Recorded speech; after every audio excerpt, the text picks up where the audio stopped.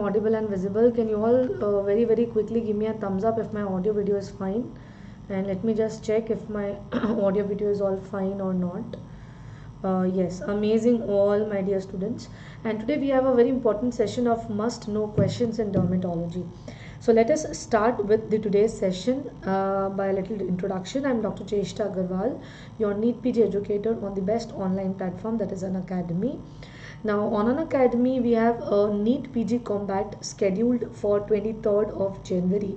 We have only a few days left for this particular subscription. I request all of you to kindly enroll this using my code, that is Chesta10. So please use this using the referral code Chesta10 and get the Unacademy subscription today.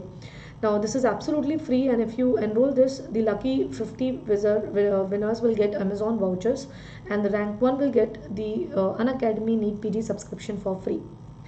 You can boost your medical preparation with us because we are offering a lot of offers of 24+4 and 12+2. Kindly use my referral code Chesta10 and get your Unacademy subscription today. Please get your Unacademy subscription today. These are some of our learners who have cleared the recent FMG December exam, so I congratulate to each and every one of them.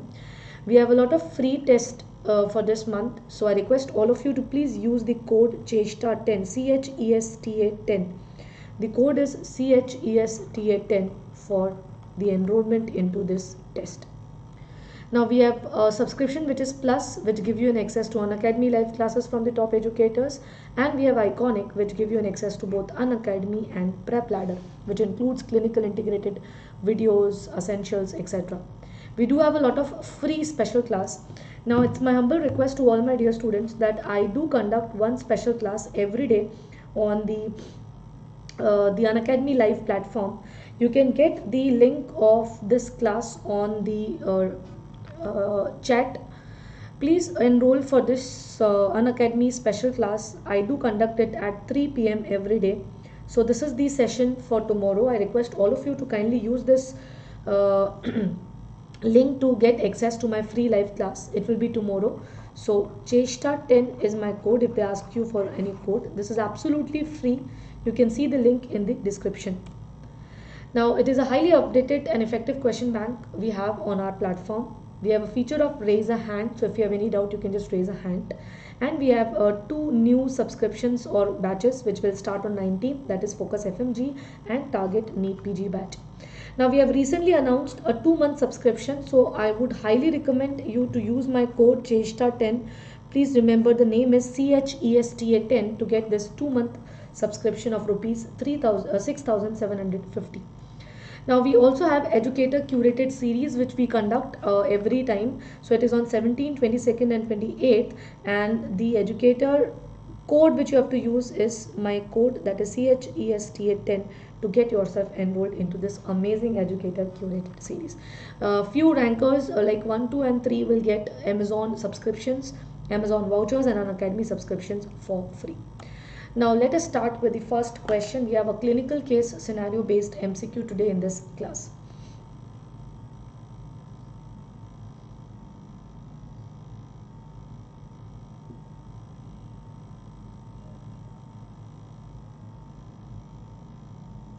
What is the correct answer here? A 22-year-old female with greasy hyperkeratotic papules at the neck and the chest and the upper back. Nail changes were also present. Skin biopsy reveals acantholysis with presence of dyskeratotic cell. What can be the diagnosis? Truncal acne, seborrheic dermatitis, dyskeratosis congenita or Darius disease. Which of the following is the correct answer here? Nizam, anyone?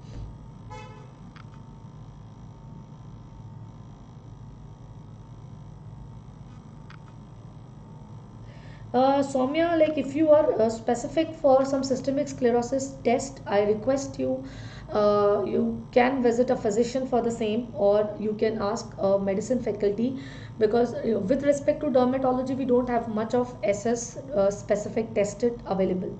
Okay. Okay, so a 22-year-old female with greasy hyperkeratotic lesions, you can see it very clearly that we have a very classical what is called as dirty neck appearance. we have dirty neck appearance. What is seen? Dirty neck appearance. And when we look at the nail changes, you can see that we have V-shaped nicking of the nail.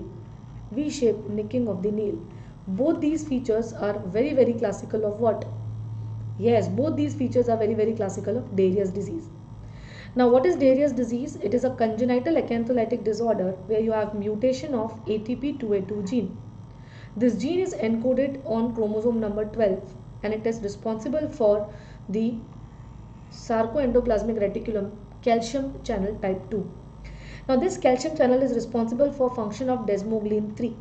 So, when this is defective, the function is also defective and this will give rise to suprabasal acantholysis. So that is the main problem in these individuals. Clinically, they have presentations like seborrheic dermatitis, where you see follicular and non-follicular dirty papules, mainly over the face, neck, chest, that is on the seborrheic areas. And you can even see the changes on the mucosa, that is cobblestoning, as well as very, very classical changes in the nail. Can you see this V-shaped nicking? You have longitudinal lines, you have fragile nail. All these are the features of Darius disease with a very characteristic histopath feature, that is suprabasal acantholysis and presence of dyskeratotic bodies, which is known as corp and rond bodies, Moving to the next question. On your computer screen. 7-year-old boy with complaints of asymptomatic hypopigmented macules over the forehead for 2 years, which were gradually increasing in number, and it spread to the neck and the forearm. Systemic examination was unremarkable and biopsy shows vacuolated cell in the upper malpighian and the granular layer. What is the diagnosis here? Which of the following is the diagnostic feature? Pityriasis versicolor, epidermodysplasia verruciformis, vitiligo, or progressive macular hypomelanosis? Anybody can tell me the answer?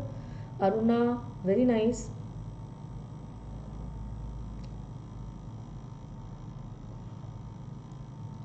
Now, if you look at the images, you can see that we have pityriasis versicolor like lesions in image number 1. So here you can see pityriasis versicolor like lesion. Here you can see verruca plana like lesion, and here you can see characteristic coilocyte.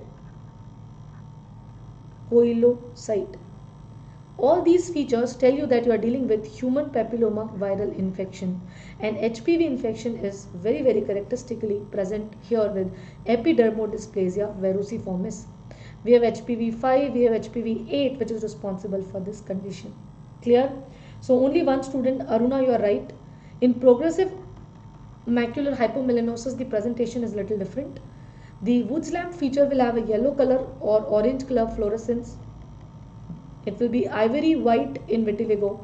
It would be yellow in versicolor, and it would be negative in the patients of epidermodysplasia verruciformis.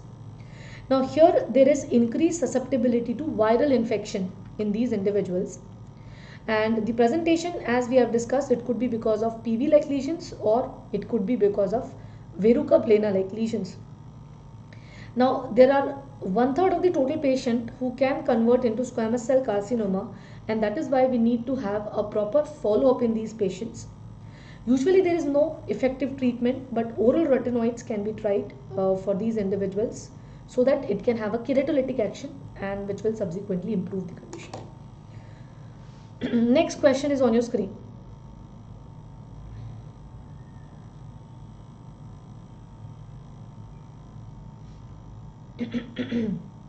Next question is on your screen. Can you answer this?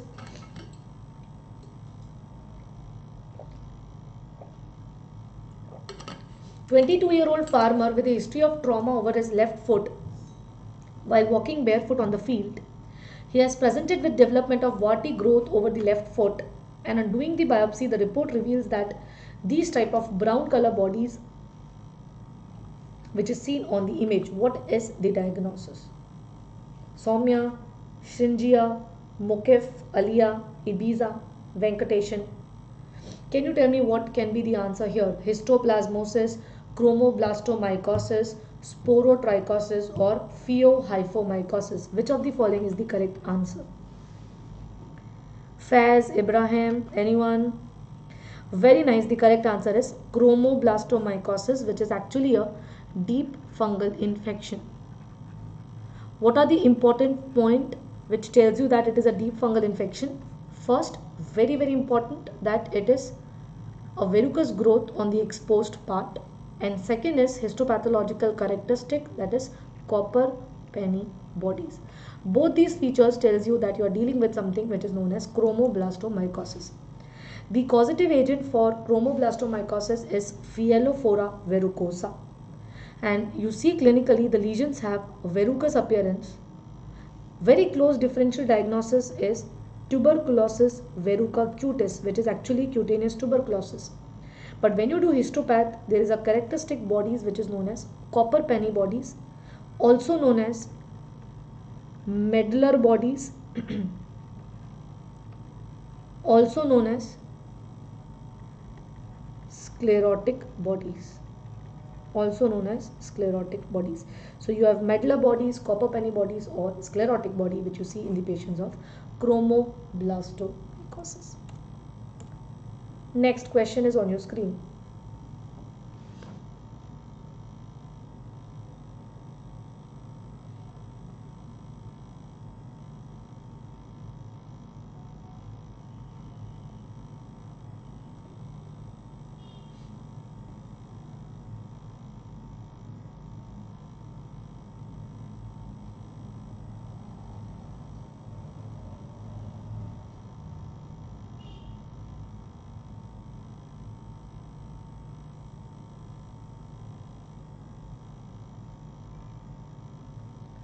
Anyone can tell me the answer here? Oh, very nice. So patient develops bulla without erythema on elbow, knee and the sacral area, followed by crust formation, scarring and melia. He had no photosensitivity and there is a negative family history. On DIF, IgG deposits at dermoepidermal junction with no probable vessel. What is the correct answer? So Shweta, Aruna, Soumya, then Rajshekhar, very well done all of you. The correct answer to this question is option number 2. Now one thing which is clear is here the disease is because of the trauma, or it is a mechanical trauma induced disease. So this is a case of mechanobular disorder. Now what happens in mechanobullous disorders? You can have different levels of split. It can be inside the epidermis, which is known as epidermolysis bullosa simplex. It can be in the basement membrane, which is known as junctional, or it can be in the dermis, which is known as dystrophica. Now only the variety where you have the defect at the level of dermis, you tend to see the scarring. But one thing which is against the diagnosis of epidermolysis bullosa dystrophica is the positive DIF finding. Mechanobullous disorders are actually congenital disorders which do not have any autoantibodies. These are congenital disorders where you do not see any autoantibodies. Then what is it? So we have an exception to this, which is EB acquisita. We have an exception to mechanobullous disorder, which is EB acquisita, where you will see the presence of autoantibodies which is directed against collagen 7. So the level of defect is same like that of dystrophica, but positive DIF because of presence of collagen. So the correct answer of this question is option number 2. So only one student is right. Please remember it is option number 2. It is not 1. So Shway, Aruna, Mukif and Rajashekhar, the correct answer of this question is option number 2. So here in these individuals, the main problem is there is IgG antibodies against collagen 7. In acquisita, we see autoantibodies. And how to differentiate this from hereditary? In hereditary, there is structural defect in collagen 7. There is no autoantibodies. And if there is no autoantibodies, the DIF becomes negative. The presentation will be very similar. Tens bulla, acral distribution, healing with scarring and melia formation. In congenital, we have 3 defects. EB simplex, where the damage occurred at the level of keratin 5 and 14, that is intraepidermal. Junctional, where it occurs at the level of basement membrane, laminin, and EB dystrophica, where collagen 7 is defective. Okay? So that is how mechanobullous patients presents. Next question is on your computer screen. Next question is on your computer screen. Let me very quickly move this on left so that yes, it becomes more visualized.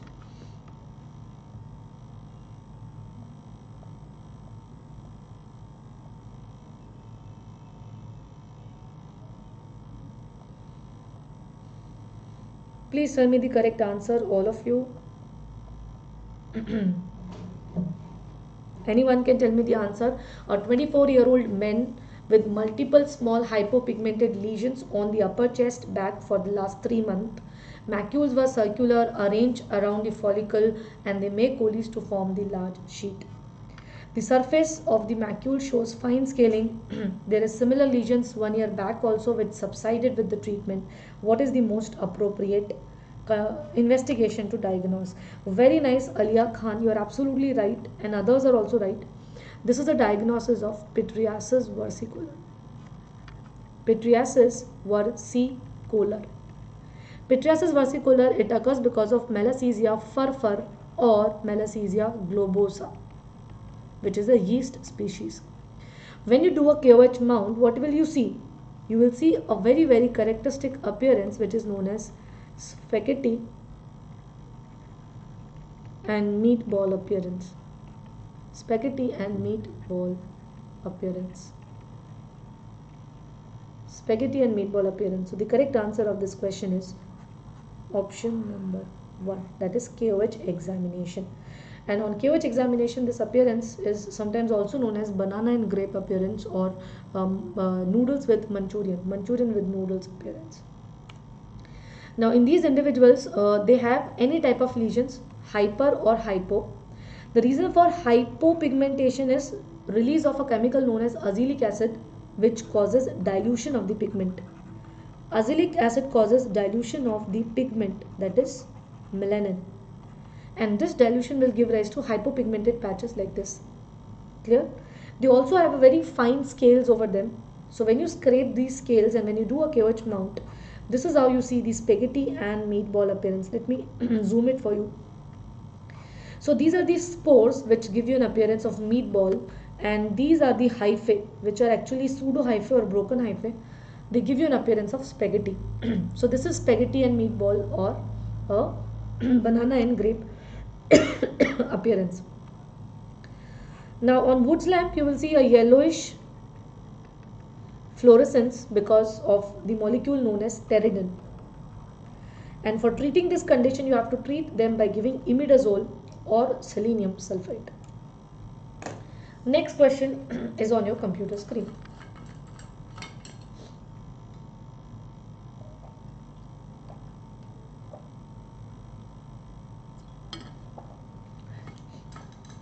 Very nice, Alia. Very nice. Raja Shekhar, Shwe M, KK, Dental Q, Nizam.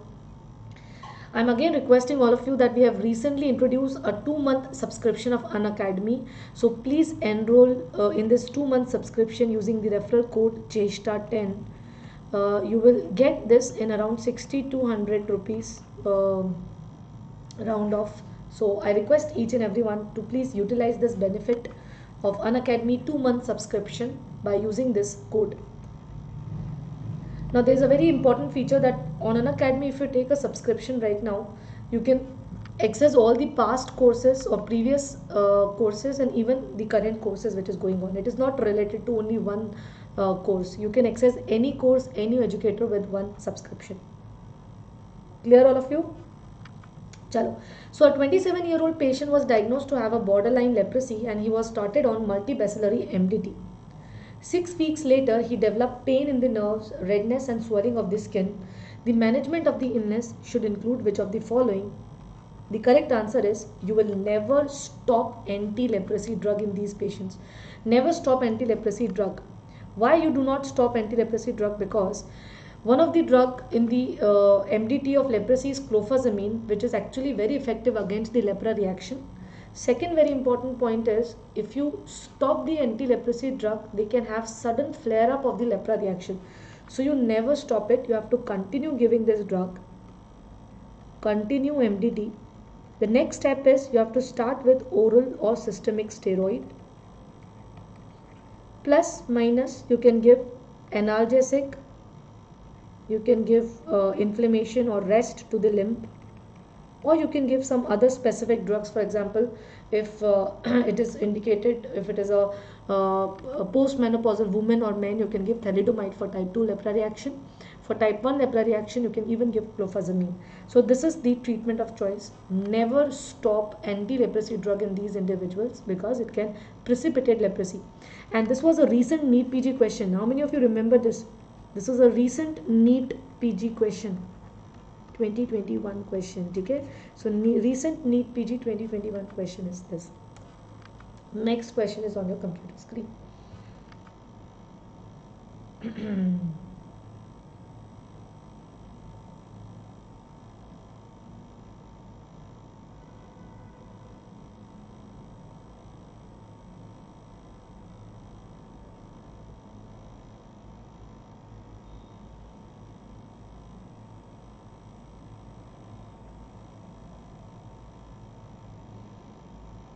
A 23-year-old male had unprotected sexual intercourse with a commercial sex worker.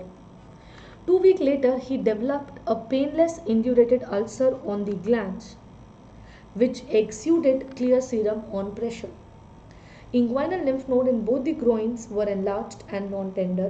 Which is the most appropriate diagnostic test? Or what is the most appropriate diagnostic test? Aruna, Nizam, GK, very nice. The most appropriate diagnostic test. Very nice. So please remember, the correct answer of this question would be option number 2. Now I will tell you a very simple way or method to diagnose the patients with genital ulcer. So for this you need to have this chart, very important chart. Now I will tell you what should be your approach whenever you have a patient of STD with genital ulcer.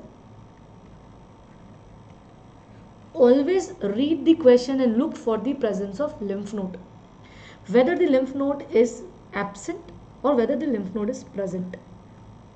If lymph node is absent and the patient has red bleeding ulcers with granulation tissue over them, or it bleeds on touch, exuberant ulcer, it becomes a case of donovanosis.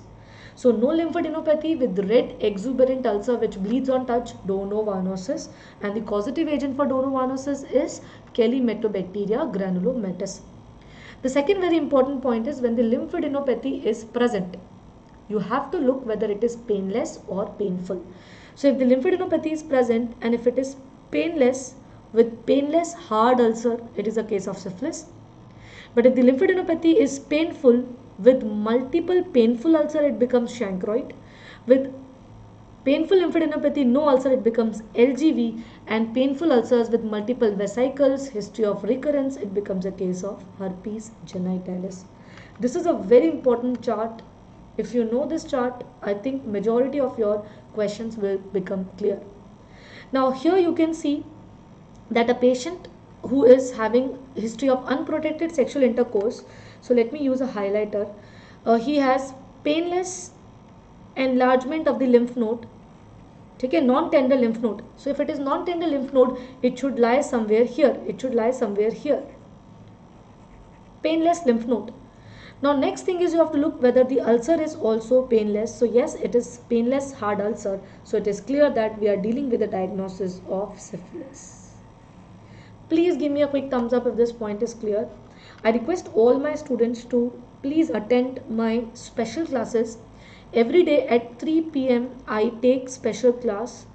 The link of the class is present on the chat section. You can just go and see the chat section. I have the link of the class. This is absolutely free sessions which you can attend on Unacademy Learning app. So just download the app tomorrow at 3 p.m. and watch my free live classes where I teach a lot of questions from dermatology. Okay? So in syphilis, the lymph nodes are present and they are painless. This is how the ulcer of syphilis look like. It is known as primary canker, also known as hard canker, and it gives you a very characteristic button-like consistency. Okay? Give you very characteristic button-like consistency, mainly present over the sulcus, the coronal sulcus. Second is chancroid, which occurs secondary to Haemophilus ducrei. And how does it present? It presents with multiple painful undermined ulcer. We have multiple painful ulcer with undermined edges. This is chancroid. In granuloma inguinale, which is donovanosis or Chelimetobacteria granulomatis, you see red exuberant ulcer with granulation tissue which bleeds on touch. Granulation tissue which bleeds on touch. Very, very clear. Okay? So that is how different type of ulcers would present. Moving to the next question, which is not a feature of cutaneous T-cell lymphoma.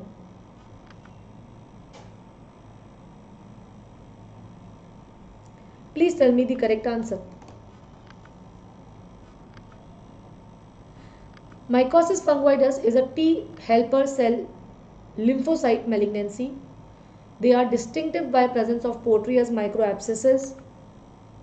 Caesari cells are atypical large monocytoid T lymphocytes with cerebriform nucleus, and nodular and tumorous growth are seen in late Caesari syndrome. Which of the following is clear?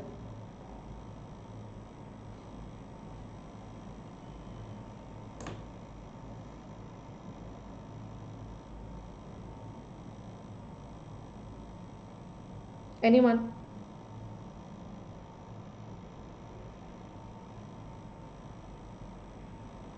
Very nice. Mukesh, Aruna, Dr. Karthik, Aliya, Digvijay, Nizam, Venkateshan. Now, cutaneous T-cell lymphoma, which is also known as mycosis fungoides, it is a T lymphocyte malignancy or T helper cell lymphocyte malignancy, where they attend a property which is known as epidermotrophism. In epidermotrophism, they tend to accumulate inside the epidermis. These cells have a large cerebriform nuclei known as atypical cell. But remember that nodular and tumorous growth are never seen in the Caesari syndrome. Caesari syndrome is actually a leukemic variant of mycosis fungoides, which starts directly from the blood spread. There is no accumulation in the skin. It directly starts from the blood spread, and that is why you never see presence of nodules and tumors. Clear? Karthik, KK, GK, I hope this question is clear to all my dear students. Moving to the next question on your computer screen.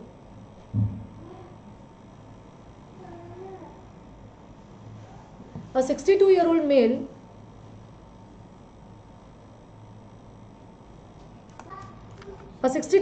male presented with complaints of erythema scaling. There is mild pruritus all over the body, and on examination we have generalized lymphadenopathy.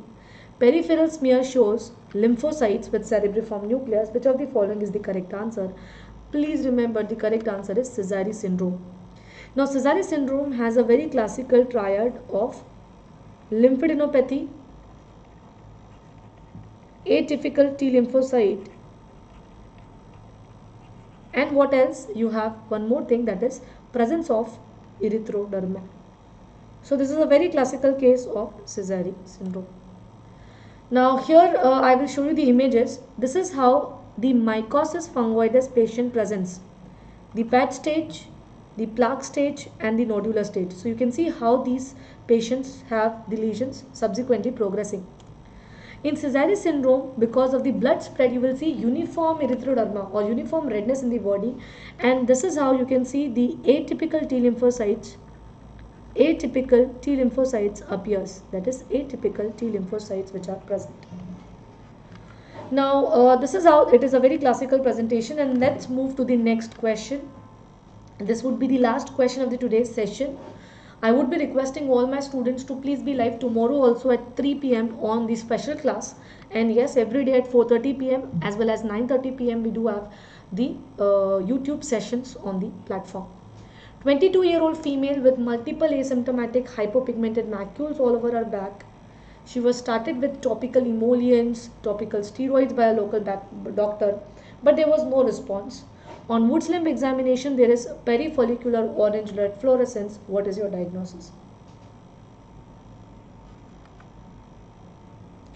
Please remember the correct answer of this question is option number 4. Now, perifollicular orange-red fluorescence is very characteristic when you have Propionibacteria acne infection. And in these individuals, when you do a fluorescence, you can see these type of small dots around the follicle. Red follicular appearance. You see ill-defined lesions which is confluent. It can be discrete also. In the periphery they are discrete, but as you move in the center they become confluent. We have multiple red lesions and it has to be treated by clindamycin or benzoyl peroxide. Now in vitiligo we see ivory white fluorescence. In Pityriasis versicolor we see yellow fluorescence, and in post-inflammatory hypopigmentation we do not see any fluorescence. So with this we are done with today's session. I am very happy that you all have enjoyed this class. Thank you all of you for your patience listening. I request each and every one of you to please kindly follow this YouTube channel, that is Let's Crack NEET PG. It's a free YouTube channel. We also have a Telegram group. The name is same. You can join that Telegram group for the links of our classes. For Unacademy subscription, you can use my code, that is Chesta10. And if you like this video, I request all of you to please give me a thumbs up at the end of the video and do press the bell icon. The two very important notices which I was discussing in the beginning of the session, the first and the foremost is that we have a NEET PG combat which is scheduled for the 23rd of this month. The next is we have small subscriptions also of 2 months. This you can take using my code, and my code is Chesta10, CHESTA10. And in the end, the educator curated series, again you can use the code Chesta10, CHESTA10 to get an Unacademy subscription.